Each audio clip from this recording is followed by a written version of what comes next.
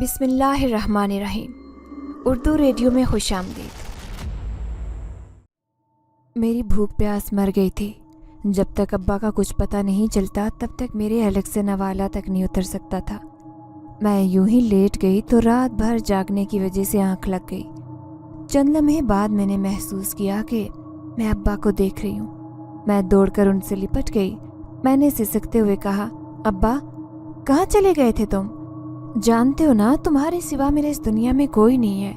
میں کتنی پریشان تھی کچھ جانتے ہیں آپ؟ ابا نے مجھے خود سے الگ کرتے ہوئے میری طرف دیکھا۔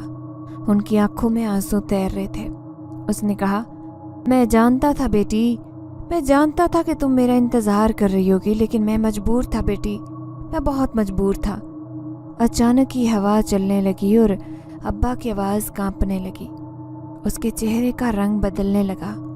اس کی آنکھوں میں گویا سرخ شعلے بھڑک اٹھے۔ اس کا چہرہ بالکل سفید ہو گیا، جیسے اس کے جسم سے خون کا ایک ایک قطرہ نچوڑ لیا گیا ہو۔ مجھے ایسے لگ رہا تھا جیسے میں کسی لاش کو دیکھ رہی ہوں۔ ابا کی گردن سے اچانک خون ابلنے لگا اور اس کی گردن دھڑ سے الگ ہو کر نیچے گر پڑی۔ میں حق دک سی ہو کر یہ دہشت ناک نظارہ دیکھ رہی تھی۔ میں نے چیخنے کی کوشش کی مگر حلق سے آواز نہیں نکل پائی۔ پھر ابا کی کٹی ہوئی گردن سے آواز آئی، دانیہ، مجھے تم سے جدا ہونے پر مجبور کر دیا گیا ہے، لیکن میری بیٹی میں تمہیں اکیلا نہیں چھوڑوں گا۔ میں تمہارے ساتھ رہوں گا ہر وقت۔ اب کوئی بھی مجھے تم سے الگ نہیں کر سکے گا، کوئی بھی نہیں۔ ہوا تیز ہو گئی تھی، افق پر بادل چھا رہے تھے اور بجلیاں بڑی شدت سے کڑکنے لگی تھی۔ ابا مجھ سے دور ہوتا جا رہا تھا۔ میں چیختی ہوئی اس کے پیچھے بھاگی، ابا ابا! لیکن ہر طرف سیاہ اندھیرا چھا چکا تھا اور میں ٹھوکر کھا کر منہ کے بل گر پڑی۔ میرا نام دانیہ ہے، میری عمر 14 سال ہے۔ میرا تعلق ایک عام سے گھرانے سے تھا۔ آج سے چند سال قبل میں بھی اپنے گھر میں آزادی سے اور ہنسی خوشی رہتی تھی۔ میرا باپ شمس الدین ایک ریڑھی والا تھا۔ وہ اپنی ریڑھی پر مختلف چیزیں اٹھائے گلیوں میں آوازیں لگاتا گزرتا۔ ہمارے محلے میں تو سبھی ہم جیسے لوگ تھے جو کسی بھی چیز کو خریدنے سے پہلے 10 بار سوچتے کہ کہیں اس سے کوئی فضول خرچی تو نہیں ہو رہی۔ البتہ کچھ دوسری گلیوں میں اچھی خاصی بکری ہو جاتی۔ اس میں سے جتنے بھی پیسے ملتے اس سب میں سے کچھ گھر کے خرچے کے لیے جمع کر کے رکھتی۔ باقی پیسوں سے پھر اپنی ریڑھی کا سامان ابا خرید لیتا تھا اور پھر سے ریڑھی کے ساتھ اس کے پیروں میں پہیے بھی لگ جاتے۔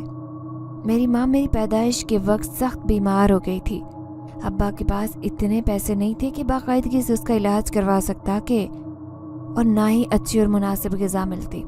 اس لیے اماں کی بیماری مسلسل بڑھتی گئی اور آخر کار ایک دن وہ سب سے منہ موڑ کر منو مٹی تلے جا سوئی۔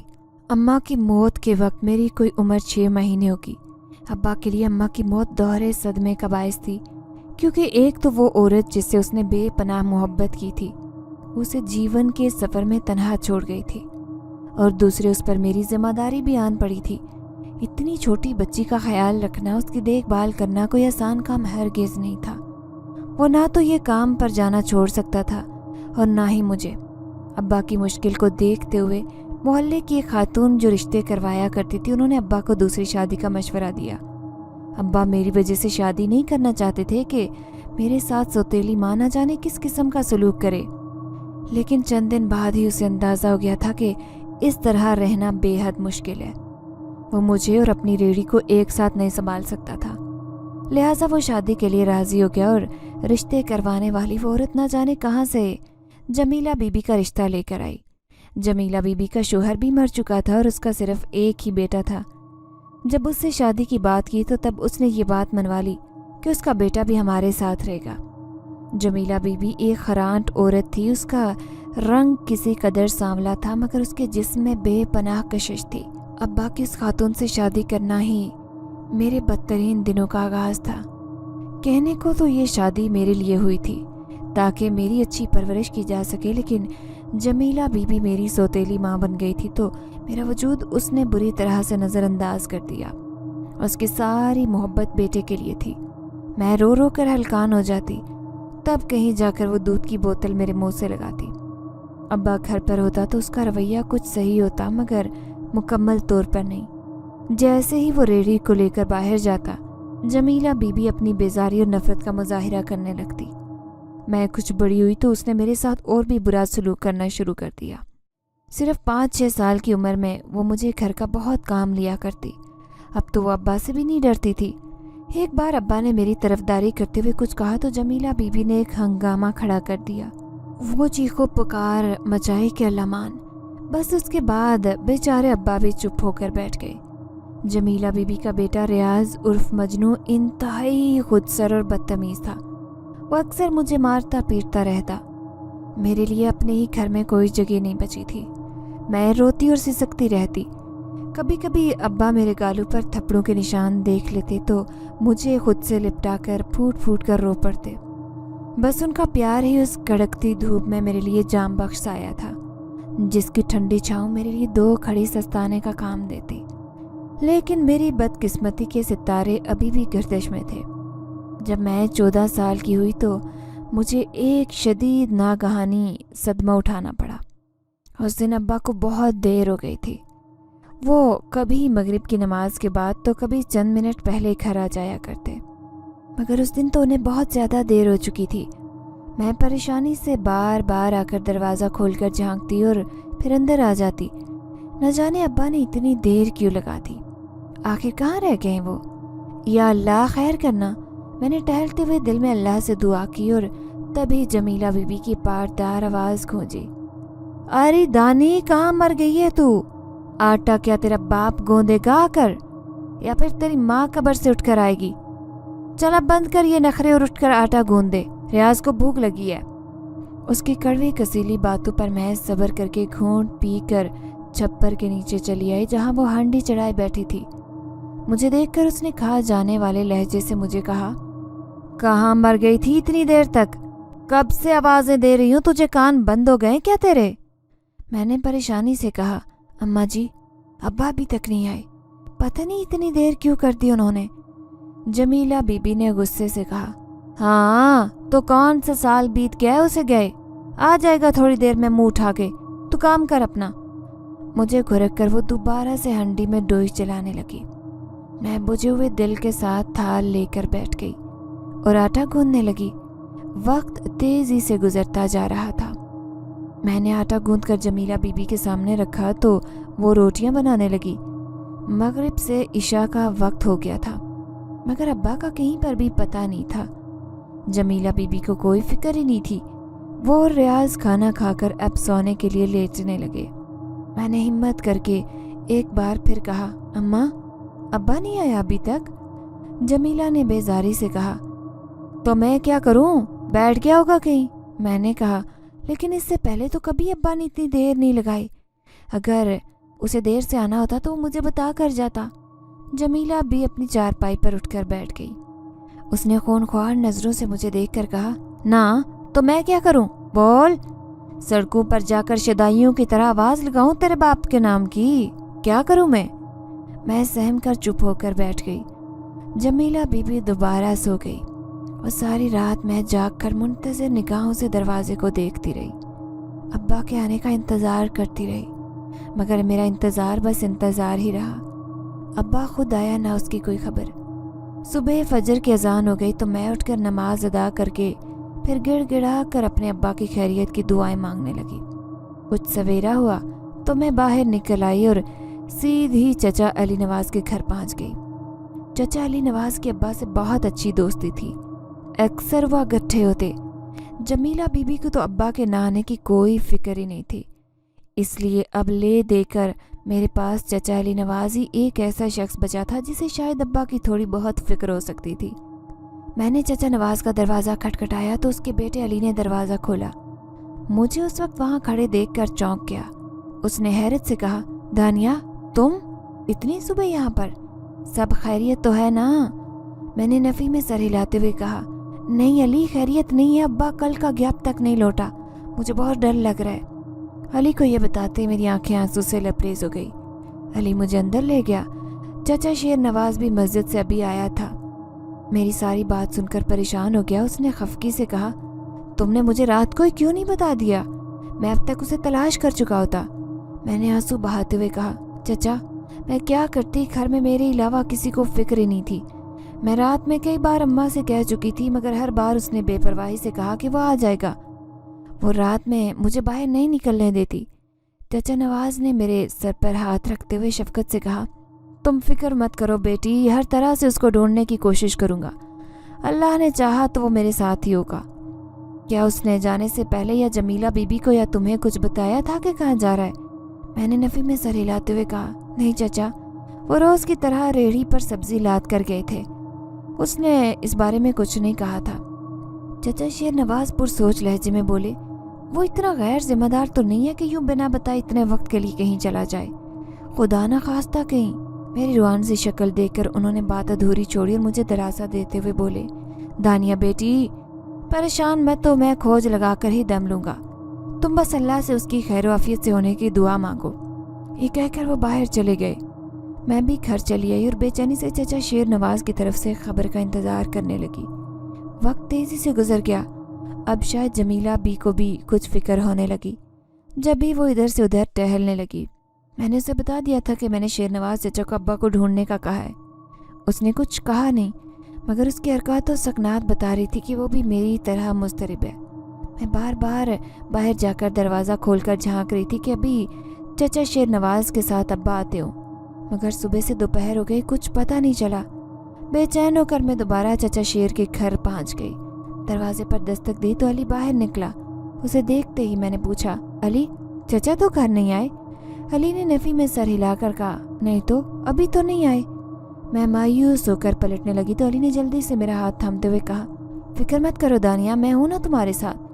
میں نے مڑ کر اسے دیکھا، وہ مجھ سے 3 سال بڑا تھا، میں اس وقت 14-15 سال کی تھی، لیکن میں جس ماحول میں رہتی تھی اس نے مجھے عمر سے بڑا سوچنا سکھا دیا تھا۔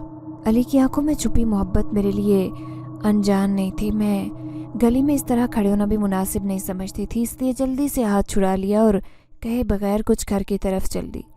اس دن میں نے ریاض کی دھمکی اور گالیوں کے باوجود کھانا نہیں پکایا۔ جمیلہ بھی نے نہ جانے کیا سوچ کر ہانڈی روٹی خود کر لی اور میرے ساتھ کھانا رکھ کر شاید زندگی میں پہلی بار نرم لہجے میں بولی، دانی کھانا کھا لے، تو نے رات کو بھی کچھ نہیں کھایا، تیرا باپ آ جائے گا واپس۔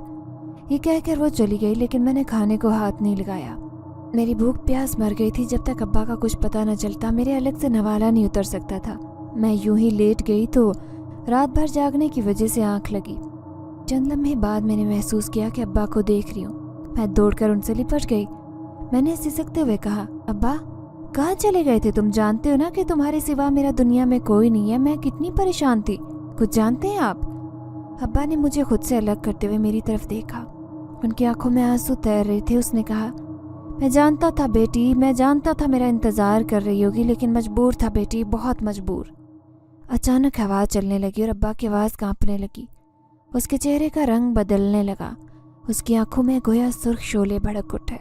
اس کا چہرہ بالکل سفید تھا، جیسے اس کے جسم سے خون کا ایک ایک قطرہ نچوڑ لیا گیا ہو۔ مجھے ایسے لگ رہا تھا جیسے میں کسی لاش کو دیکھ رہی ہوں۔ ابا کی گردن سے اچانک خون ابلنے لگا اور اس کی گردن دھڑ سے الگ ہو کر نیچے گری۔ میں حق دک ہو کر دہشت ناک نظارہ دیکھ رہی تھی۔ میں نے چیخنے کی کوشش کی مگر حلق سے آواز نہیں نکلی۔ پھر ابا کی کٹی ہوئی گردن سے آواز آئی، دانیہ مجھے تم سے جدا ہونے پر مجبور کیا گیا، لیکن میری بیٹی تمہیں میں اکیلا نہیں چھوڑوں گا، میں تمہارے ساتھ رہوں گا ہر وقت۔ اب کوئی مجھے تم سے الگ نہیں کر سکے گا، کوئی نہیں۔ ہوا تیز ہو گئی، افق پر بادل چھا رہے تھے اور بجلیاں بڑی شدت سے کڑکنے لگی۔ ابا مجھ سے دور ہوتا جا رہا تھا۔ میں چیختے ہوئے اس کے پیچھے بھاگی، ابا ابا، لیکن ہر طرف سے اندھیرا چھا گیا اور میں ٹھوکر کھا کر منہ کے بل گر پڑی۔ اچانک میں نے کسی کو اپنے چہرے پر تھپڑ مارتے محسوس کیا۔ کوئی مجھے ہلا رہا تھا، دانیہ دانیہ اٹھو، دانیہ ہوش میں آؤ، دانیہ جاگو۔ میں نے آنکھیں کھولنے کی کوشش کی، اندھیرے کی سیاہ چادر ہٹ گئی اور مجھے کوئی اوپر جھکا نظر آیا۔ میں تیزی سے اٹھ کر بیٹھ گئی تو وہ بھی سیدھا ہو گیا۔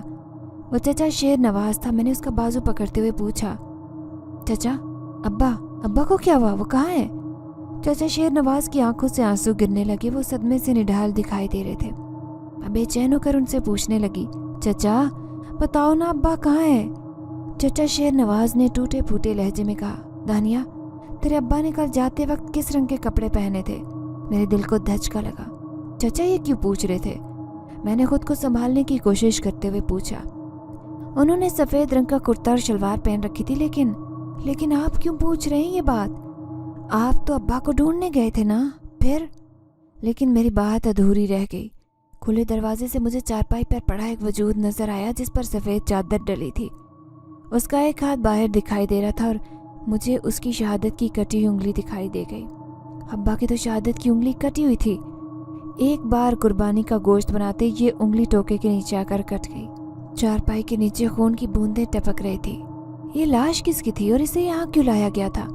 مجھے سمجھنے میں دیر نہیں لگی۔ میں نے چچا شیر نواز کو سوالیہ نظروں سے دیکھا۔ بے حد ٹوٹے ہوئے نظر آ رہے تھے۔ علی کی آنکھوں میں بھی آنسو تھے اور جمیلہ بھی چارپائی کے قریب بیٹھی بہن کر رہی تھی، سینہ کوٹ رہی تھی اور نہ جانے کیا کہہ رہی تھی۔ میری سوچنے سمجھنے کی قوتیں سلب ہونے لگی۔ میں بے اختیار چارپائی کی طرف دوڑتے ہوئے چیخی، ابا ابا! لیکن مجھے راستے میں کسی نے روک لیا۔ علی اور ریاض نے مجھے دونوں بازو سے جکڑ لیا۔ علی نے آنسو بہاتے ہوئے نفی میں سر ہلا کر کہا، نہیں دانیہ نہیں، مت دیکھو، تم نہیں دیکھ پاؤ گی۔ میں نے زور لگاتے ہوئے چیخ کر کہا، کیوں نہ دیکھوں؟ میرے ابا ہیں وہ، چھوڑو مجھے۔ میں نے پھر سے زور لگایا تو علی نے جھٹکے سے میرے کندھے سے پکڑ کر جھنجھوڑتے ہوئے کہا، کیونکہ ان کی گردن نہیں ہے، ان کا سر نہیں ہے، تم نہیں دیکھ سکو گی دانیہ، وہاں دیکھنے کے لیے کچھ نہیں ہے۔ میں ٹھہر گئی۔ میں نے خالی نظروں سے علی کو دیکھا، اس کی آنکھوں سے آنسو بہہ رہے تھے۔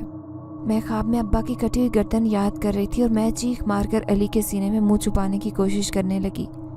آنسو کی آبشاریں ہر بند توڑ کر بہہ نکلی اور میں پھوٹ پھوٹ کر رونے لگی۔ ابا کی موت کو آج 3 مہینے ہو گئے تھے۔ اسے بڑی بے دردی سے مارا گیا، کسی نے اس کا سر دھڑ سے الگ کیا تھا۔ چچا شیر نواز نہ جانے کہاں اسے ڈھونڈتا پھر رہا تھا، مگر ہر جگہ ناکامی کا سامنا کرنا پڑا۔ لاچار ہو کر اس نے پولیس اسٹیشن کا رخ کیا تاکہ ابا کی گمشدگی کی رپورٹ لکھوا سکے، لیکن راستے میں اسے ایک زیر تعمیر عمارت جس کا کام ابھی ادھورا تھا، وہاں پر ابا کی ریڑھی کھڑی نظر آئی۔ وہ چونک کر وہیں کھڑا ہو گیا اور آس پاس متلاشی نگاہوں سے دیکھنے لگا۔ قدموں کے نشانات پر وہ اندر پہنچا تو اسے ابا کی لاش اندر دکھائی دی، لیکن وہ بے سر کی لاش تھی۔ چچا نے فوراً پولیس اسٹیشن سے رابطہ کیا اور انہوں نے تصدیق کر لی کہ ابا کی لاش تھی۔ ابا کی موت کے بعد ہمارے لیے مشکلیں کھڑی ہو گئی اور تبھی میری سوتیلی ماں کا کوئی دور پار کا کزن ہم سب کو لینے آ گیا۔ میں یہاں سے جانا نہیں چاہتی تھی، علی سے دور جانا میرے لیے موت کے برابر تھا، مگر میں مجبور تھی۔ میری سوتیلی ماں جمیلہ بی بی مجھے لے کر شمشیر ماموں کے ہاں آئی۔ ابا والا گھر ویسے بھی کرائے کا تھا، اس لیے وہاں سے سبھی سمیٹ سماٹ کر شمشیر ماموں کے گھر آ گئے۔ اس دوران بار بار مجھے محسوس ہوتا جیسے ابا میرے آس پاس ہیں، مجھ سے کچھ کہنا چاہتے ہیں، لیکن میں کچھ دیکھ نہیں پاتی۔ البتہ ان کی موجودگی کو کئی بار محسوس کیا، مگر پھر یہ سوچ کر چپ ہو جاتی کہ ہو جاتا ہے، یہ میرا وہم ہوگا۔ اس دن جو عجیب و غریب خواب دیکھا تھا اس کی وجہ سے ہو شاید، لیکن مجھے یہ سمجھ نہیں آتا تھا کہ آخر ابا کو اتنی بے رحمی سے کس نے مارا اور کیوں؟ ابا تو ایک عام اور سیدھے سادے شخص تھے، کسی سے دشمنی تو دور کی بات، انہوں نے تو کبھی کسی سے تلخ لہجے میں بات تک نہیں کی تھی۔ پھر کس کی ان سے اس قدر دشمنی ہو گئی ہوگی کہ اس نے ابا کی جان ہی لے لی، اور نہ صرف انہیں مار دیا بلکہ ان کا سر بھی کہیں غائب کر دیا؟ کیوں؟ پولیس نے بہت دور تک ان کا علاقہ چھان مارا مگر انہیں کچھ نہیں ملا۔ اس وقت بھی میں سوچوں میں گم، نہ جانے کب سو گئی۔ نیم غنودگی کے عالم میں نے اپنے آس پاس کسی کو محسوس کیا تو آنکھیں کھولی، اور سامنے دیکھتے ہی میری آنکھیں حیرت سے پھٹی کی پھٹی رہ گئی، کیونکہ سامنے ہی میں نے ابا کو دیکھا۔ وہ دیوار سے ٹیک لگائے اداسی سے چھت کی طرف دیکھ رہے تھے۔ ان کے جسم پر وہی سفید لباس تھا جو آخری دن گھر سے جاتے ہوئے پہنے تھے۔ میں نے لرزاں آواز میں کہا، ابا؟ لیکن ابا نے کوئی جواب نہیں دیا، وہ اس طرح چھت کی طرف دیکھتے رہے۔ میں نے یہ محض چند لمحے تک دیکھا، پھر چند لمحے بعد وہاں کوئی نہیں تھا۔ میں گھبرا کر چلاتے ہوئے باہر بھاگی، اماں اماں! جمیلہ بی بی اس وقت باہر شمشیر علی کے ساتھ بیٹھی تھی۔ اس نے مجھے اس طرح چلاتے دیکھ کر ناگواری سے پوچھا، کیا ہوا ہے؟ کتے لگ گئے ہیں کیا تیرے پیچھے جو یوں بدحواس ہو کر بھاگ رہی ہے؟ میں نے پھولی سانسوں سے کہا، اماں، ابا، میں نے ابا کو دیکھا ہے اماں۔ جمیلہ بی بی اور شمشیر علی کے چہرے پر خوف چھا گیا۔ شمشیر نے آگے بڑھ کر ڈانٹنے والے انداز میں کہا، کیا پاگلو جیسی بات کر رہی ہے دانی؟ تیرا ابا مر چکا ہے، پھر تجھے کیسے دکھائی دے سکتا ہے؟ تو نے کوئی خواب تو نہیں دیکھ لیا؟ میں نے سختی سے نفی میں سر ہلایا، نہیں، میں نے خود آنکھوں سے دیکھا ہے، وہ کوئی خواب نہیں تھا۔ मेरी बात पर वो काफ़ी परेशान हुए। फिर शमशेर अली कुछ हिचकिचाते हुए मेरे कमरे तक आया। अंदर जब उसे कोई नहीं नजर आया तो सुकून की सांस लेते हुए कहा, यहाँ तो कोई नहीं है, खामखा चिल्ला रही थी तू। मरे हुए लोग भी कभी वापस आते हैं क्या? वो बड़बड़ाता वापस चला गया। अलबत्ता जमीला बीबी कुछ सहमी नजर आ रही थी। एक नज़र मुझ पर डालकर वो भी बाहर चली गई। मैं अब्बा को याद करते हुए उदास होकर एक तरफ बैठ गई। शमशेर अली दूसरे कमरे में बेचैनी से टहल रहा था। उसके चेहरे पर परेशानी के आसार थे। थोड़ी देर बाद जमीला बीबी भी आ गई। उसके चेहरे पर सरासनगी के आसार थे। उसने घबराई आवाज़ में कहा, शमशेर, अगर दानिया की बात सच हुई तो? शमशेर अली ने परेशानी छुपाते हुए कहा, ऐसा कैसे हो सकता है जमीला? भला कोई मरा हुआ इंसान आज तक जिंदा हुआ है? कैसी बच्चों जैसी बातें कर रही हो? जमीला ने कहा, लेकिन शमशेर, उसने कुछ तो देखा है जो ऐसे कह रही है। अगर उसकी बात सच साबित हुई तो मैं और तुम। इससे पहले कि वो अपनी बात मुकम्मल करती, शमशेर ने झपट कर उसके मुंह पर अपना हाथ रखा। फिर वो सख्त आवाज में बोला, जमीला, कितनी बार बकवास कर चुका हूँ कि मुंह बंद रखा करो, दीवारों के कान होते हैं। खबरदार, जो इस बारे में लफ्ज़ भी मुंह से निकाला तो मुझसे बुरा कोई नहीं होगा। जमीला बीबी की आंखों में आंसू चमकने लगे। वो रोते हुए शमशेर अली से लिपट गई। कांपती हुई आवाज़ में कहा, मुझे बहुत डर लग रहा है शमशेर अली, तुम कल जाकर सरकार साईं से तावीज़ लिखवा कर लाना। शमशेर अली ने अपनी बाहें उसके गिर्द लपेटते हुए नरम लहजे में कहा, परेशान मत हो, मैं कल सवेरे ही जाकर सरकार साईं से मिलता हूँ। वो दोनों इस बात से बेखबर थे कि किसी की नफरत भरी निगाहें उन्हें देख रही हैं। अगले दिन शमशेर अली देर से जागा। मैं घर में सफाई सुथराई कर रही थी। यहाँ आते जमीला ने सारा काम का बोझ मुझ पर लाद दिया और खुद चादर की बिकल मारकर सवेरे ही मोहल्ले की सैर को रवाना हो जाती। रियाज तो था ही बदमाश आवारागर्द, दिन भर न जाने कहाँ मारा फिरता रहता। अब तो उसने जुआ खेलना भी शुरू कर दिया, इसलिए वो भी जा चुका था। घर में बस मैं और शमशेर अली थे। शमशेर बाहर निकला तो उस वक्त मैं दुपट्टा कमर से बांधे सहन में झाड़ू लगा रही थी। वो कमरे के दरवाजे पर खड़ा होकर मुझे देखने लगा। मुझे उसके देखने का एहसास हुआ तो जल्दी से दुपट्टा खोलकर सर पर डाला और पूछा, क्या बात है शमशेर मामू, कुछ चाहिए आपको? उसने सर से पांव तक मुझे भूखी नजरों से देखते हुए कहा, तो मुझे मामू मत कहा कर, तेरा मामू नहीं हूँ मैं। ये कहकर वो मेरे करीब आ गया। मैं एक तरफ हटने की कोशिश करने लगी तो उसने लपक कर मेरा हाथ पकड़ लिया। मैं खौफजदा नजरों से उसे देखते हुए कहने लगी, ये आप क्या कह रहे हैं? छोड़े मुझे, आप मेरे बाप की उम्र के हैं। वो चिल्ला गया और उसने मुझे चोटी से पकड़कर झंझोड़ते हुए कहा, बार बार अपने बाप का जिक्र क्यों करती है? मर गया ना वो, कब्र से उठकर तो नहीं आएगा तेरे लिए। ना लिया कर उसका नाम मेरे सामने, नफरत करता हूँ मैं उससे। मैं वहशतज़दा अंदाज में खुद को छुड़वाने की कोशिश करने लगी। अचानक ही शमशेर अली को एक झटका सा लगा। वो लड़खड़ा कर मुझसे दूर खड़ा हो गया। उसके हाथ में शदीद करंट सा दौड़ गया था। वो दर्द से दोहरा होते हुए हाथ झटकने लगा। मैं मौके से फ़ायदा उठाकर दौड़ती हुई कमरे में घुस गई और दरवाज़ा बंद करके कुंडी लगा दी। मुझे अपनी बेबसी पर रोना आ रहा था। काश आज अब्बा जिंदा होता तो उस शख्स की जुर्रत ना होती मुझे ऐसे हाथ लगाने की। तभी मेरे कानों में किसी की सरगोशी सुनाई दी, मैं यहीं पर हूँ दानिया, तुम्हारे साथ हूँ। मेरा रुआं रुआं खौफ से लरज़ उठा। ये आवाज़ किसकी थी? शायद, लेकिन नहीं, यकीनन ये अब्बा की आवाज़ थी। मैंने सहमी हुई नज़रों से इधर उधर देखा, लेकिन यहाँ पर मेरे सिवा कोई भी नहीं था। मैंने दरवाजे में हल्की सी दर्ज करके देखा। शमशेर अली बाहर जा रहा था।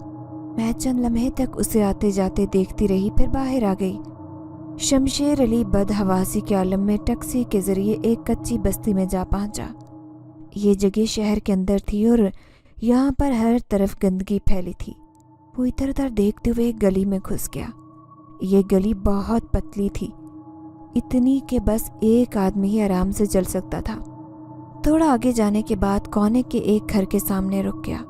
दरवाजे पर टाट पड़ा हुआ था। उसने वह हटाकर दस्तक दी तो एक औरत ने आकर दरवाज़ा खोला। वो शमशेर अली को जानती थी। जब ही उसे कुछ पूछे बगैर ही अंदर आने दिया और दरवाज़ा दोबारा बंद कर दिया। ये मकान खासा तंगो तारीख था। हर तरफ अजीब सी बदबू थी जो जी को मकदर कर रही थी। ये गंदा सा घर था और कोई नफीस तबीयत का इंसान यहाँ पर शायद एक मिनट भी ठहरना गवारा नहीं करता। थोड़ी देर बाद शमशेर अली एक नीम अंधेरे कमरे में एक अजीब से हुलिये वाले शख्स के सामने दो जानू होकर बैठा था। उस आदमी ने काले रंग का लिबास पहना था। गले में किसी जानवर की हड्डी डोरी के साथ बंधी हुई लटक रही थी। आंखों में सुर्ख रंग लगाया हुआ था और उसके सर और दाढ़ी के बाल बेतहाशा बड़े थे। उससे बेहद गंदी और जी मतलाने वाली बू आ रही थी, मगर शमशेर अली को शायद इसका एहसास ही नहीं हो रहा था। उस शख्स के आगे एक अंगीठी नुमा चीज रखी थी।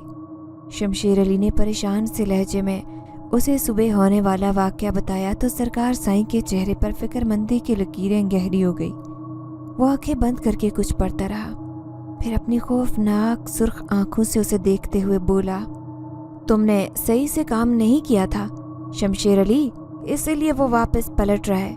उसकी ताकत अभी कम है, लेकिन जैसे ही 7 दिन गुजरेंगे वो बेइंतहा ताकतवर हो सकता है और फिर तुम ही नहीं मैं भी खतरे में पड़ सकता हूँ। उसकी बात सुनकर शमशेर अली के चेहरे का रंग जर्द हो गया। उसने कांपते हुए लहजे में कहा, लेकिन सरकार साईं, मैंने तो वैसे ही किया था जैसे आपने बताया था और फिर वो तो मर गया है। फिर वो कैसे वापस पलट सकता है? क्या वो दोबारा जिंदा हो सकता है?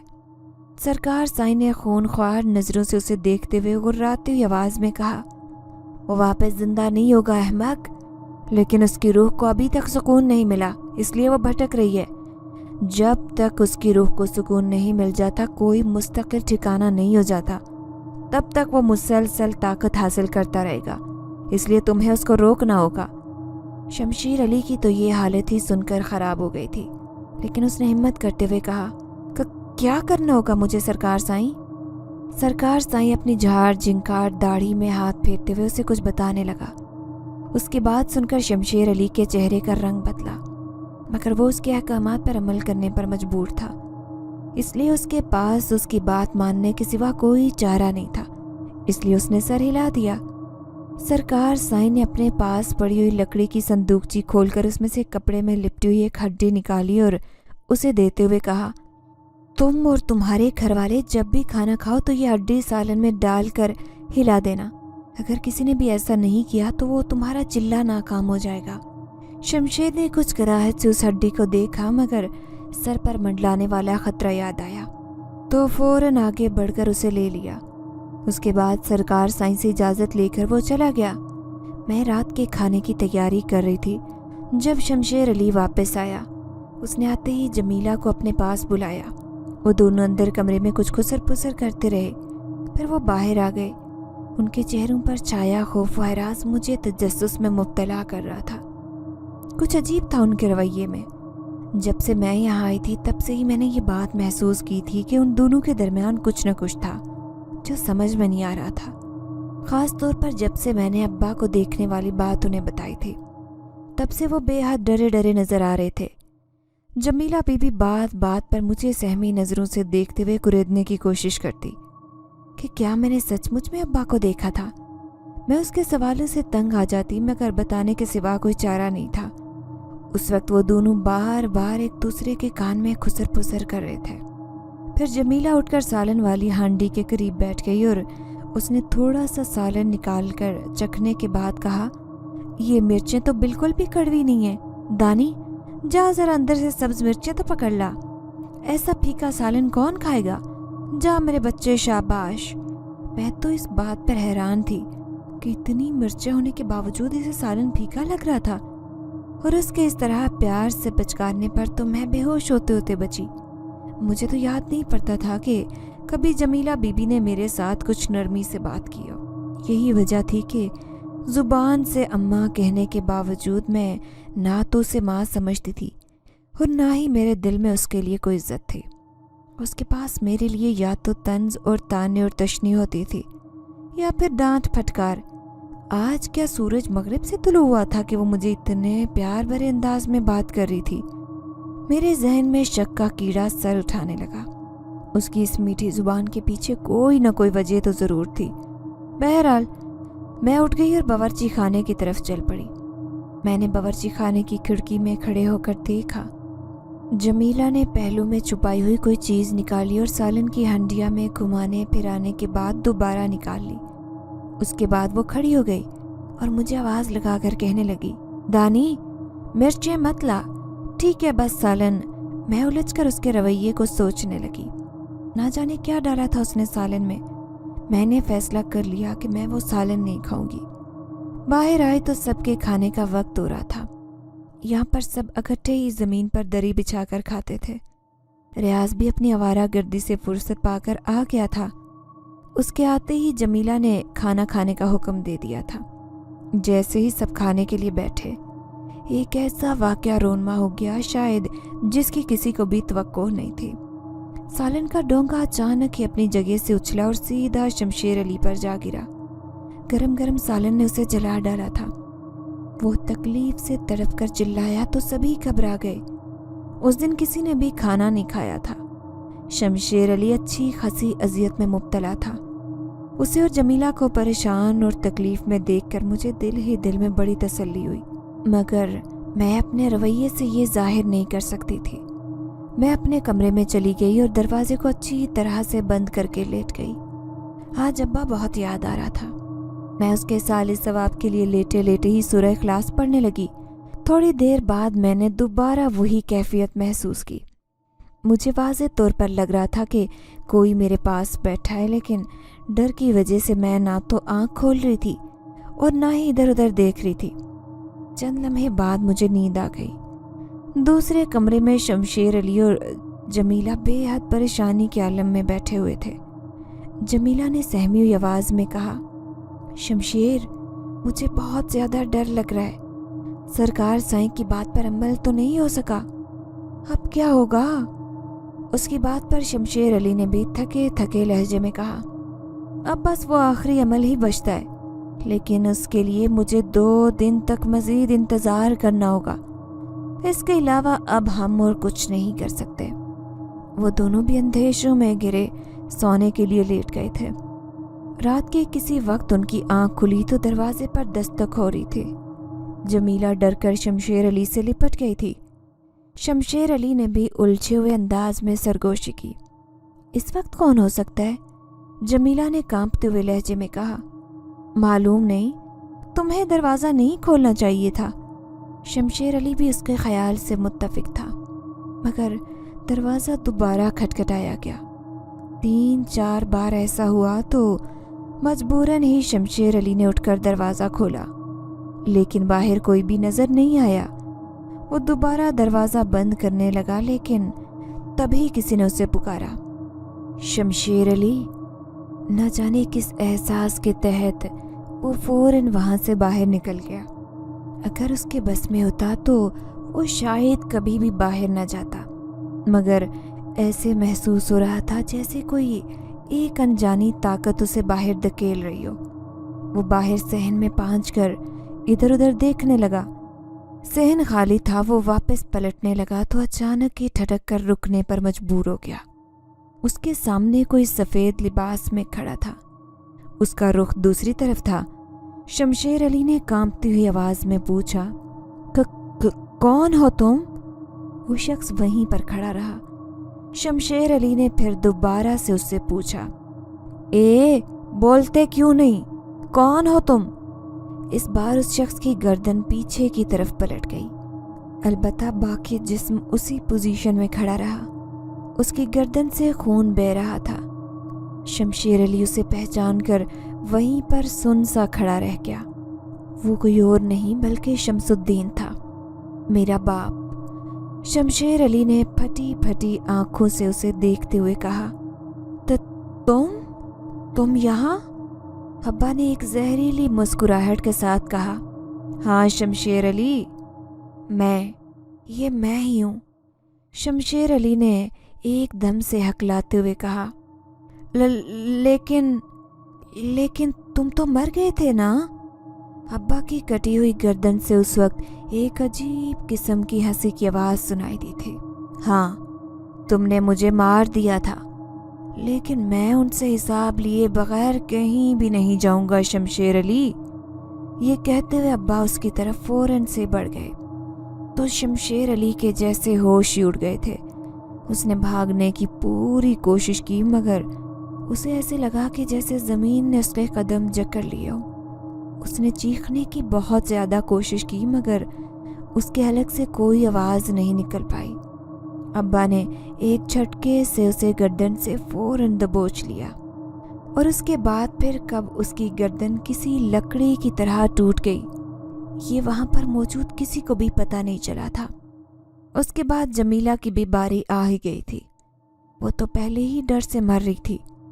جب اس نے ابا کو اپنی طرف آتے دیکھا تو وہ ہسٹریائی انداز میں چیختے چلاتے ہوئے ان سے اپنی زندگی کی بھیک مانگنے لگ گئے تھے، لیکن اسے بھی اب اپنے کیے کا حساب دینا تھا، اور اس کے حساب دینے کا وقت آ چکا تھا۔ مجھے اس کی چیخوں اور اس کی منتوں نے جاگنے پر مجبور کر دیا تھا، اور پھر اس کی باتوں نے مجھے سارا معاملہ جیسے سمجھنے میں دیر نہ لگائی تھی۔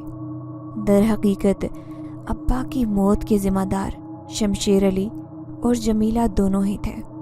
شمشیر علی کے میری سوتیلی ماں جمیلہ سے ناجائز خفیہ قسم کے تعلقات تھے، اور پھر جمیلہ کے ہی اکسانے پر شمشیر علی نے میرے ابا کی جان لے لی تھی۔ اس کے بعد سرکار سائیں کے کہنے کے مطابق شمشیر علی نے ابا کی گردن کو کہیں اور لے جا کر چھپا کر ہی دفن کر دیا تھا۔ انہیں اس پر خصوصی عمل کرنا تھا، مگر قدرت نے انہیں سزا دینے کے لیے ابا کی روح کو مہلت دے دی تھی۔ اس رات جمیلہ اور شمشیر علی ہی نہیں، سرکار سائیں نام کا وہ گندا شیطانی جادوگر بھی اپنے انجام کو پہنچ گیا تھا۔ پھر ابا نے مجھے بتایا تھا کہ اس کا سر کہاں دفن تھا۔ کمبختوں نے امیر ہونے کے لیے اس کے ساتھ کالے جادو کا ایک تعویذ لکھ کر باندھ کر دیا تھا۔ میں نے بھی اپنے چچا شیر نواز کے گھر جانے کے بعد ایک دفعہ پھر ساری حقیقت انہیں اور علی کو بھی بتا دی تھی۔ یہ سب کچھ جاننے کے بعد ان دونوں نے ہی میرا ساتھ دینے کا بھرپور عہد کر لیا تھا، اور اب ابا کی نشان دہی کردہ جگہ سے ہم نے خاموشی سے اس کا سر نکال لیا، اور اس تعویذ کو پانی میں بہانے کے بعد ابا کے سر کو غسل دے کر ابا کی لاش کے ساتھ ہی ہم نے دفنا دیا تھا۔ اس روز کے بعد مجھے آج تک کبھی ابا دوبارہ نظر نہیں آئے تھے۔ شاید اب میرے ابا کی روح کو کچھ سکون مل چکا تھا، اور اب وہ اپنے اصل مقام کی طرف چلی گئی تھی۔ پھر میں چچا شیر نواز کے گھر ہی اب رہتی ہوں۔ علی سے میری منگنی بھی ہو چکی ہے، اور چچا مجھے اپنی بیٹی کی طرح ہی بالکل چاہتا ہے، مگر پھر بھی ابا کی جب مجھے یاد آتی ہے تو میرا دل بے حد اداس ہو جاتا ہے۔ اگر آپ کو ہماری یہ کہانی پسند آئی ہے تو لائک کیجیے، شیئر کیجیے، اور اگر ابھی تک آپ نے ہمارا چینل سبسکرائب نہیں کیا تو اردو ریڈیو کو لازمی سبسکرائب کیجیے۔ ملتے ہیں اگلی ویڈیو میں۔ اللہ حافظ۔